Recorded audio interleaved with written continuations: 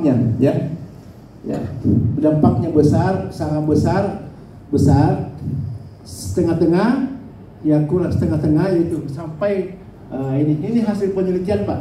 Ya, jadi tinggal kita lihat, oh ternyata memang tortrol itu, ya ini merah, ya ini Pak. Ya. Ada juga kuning-kuning, ya.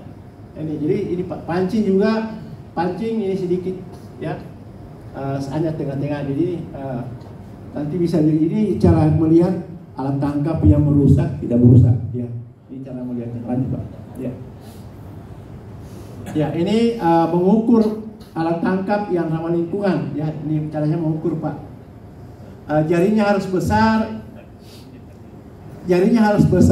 hasil tangkapannya sedikit, sampingannya sedikit. Ya tadi yang saya bilang, jadi tidak buat alat tangkap itu tidak boleh menangkap ikan lebih dari 4 ekor. Apa jenis? Ukurannya berbeda. Itu bahaya di situ. Saya kira nanti dibaca lah bisa. Lanjut Pak. Ya. Waktunya Pak ya, masuk. Ya lanjut. Ini kelompok alat tangkap yang ada di Indonesia. Diklasifikasikan ya. Lanjut. Ya. Inilah alat tangkap yang diisikan. Semua Pak ini yang diisikan Pak ya. Ini ada juga yang jadi ada tempat-tempatnya. Kelompok 2010 ada juga alat tangkap yang terlarang, tapi nanti kita lihat yang mana terlarang, yang mana diizinkan. Lanjut. Ya. Ini dari yang 10 tadi Pak, yang 10 kelompok itu tadi. Lanjut.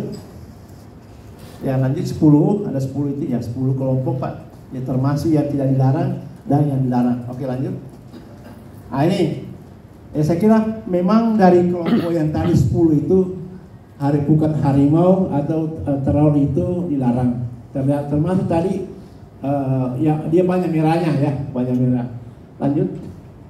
Ini kompresor ya, dilarang juga Pak, hati-hati.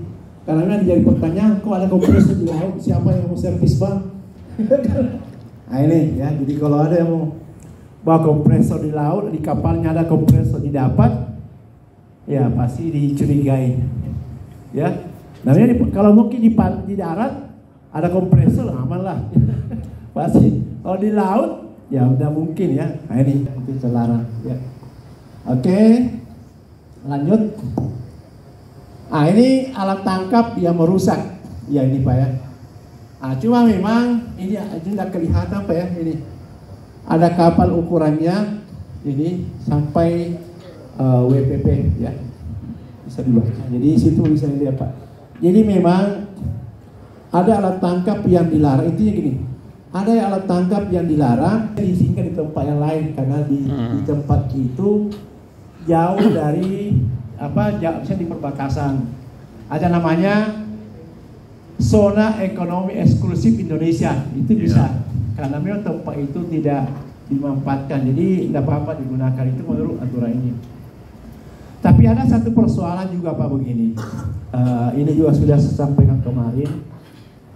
Jadi kalau bisa nelayan-nelayan yang masih muda-muda didorong agak jauh dari pantai bergerak. Jadi begini, kondisi kita di Kota Makassar sekarang ini, yang menangkap ikan di pantai, di perairan yang sampai 10 sampai dari garis pantai sampai 4 mil itu sangat padat Pak. Ini menurut definisi kalau terlalu intensif kita menangkap ikan pada suatu tempat, waktu dilakukan secara rutin setiap hari, itu juga merusak. Lama-lama ikannya habis.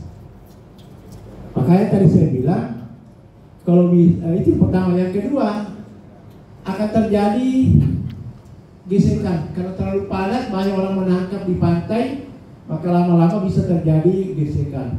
Ya, antara nelayan karena masing-masing mau cari tempat yang, apalagi yang kayak tadi Pak ya, tarik, troll, menyapu jaringan. Nah, itu termasuk itu Pak. Itu salah satu yang terjadi di Pantai Kota Makassar ya.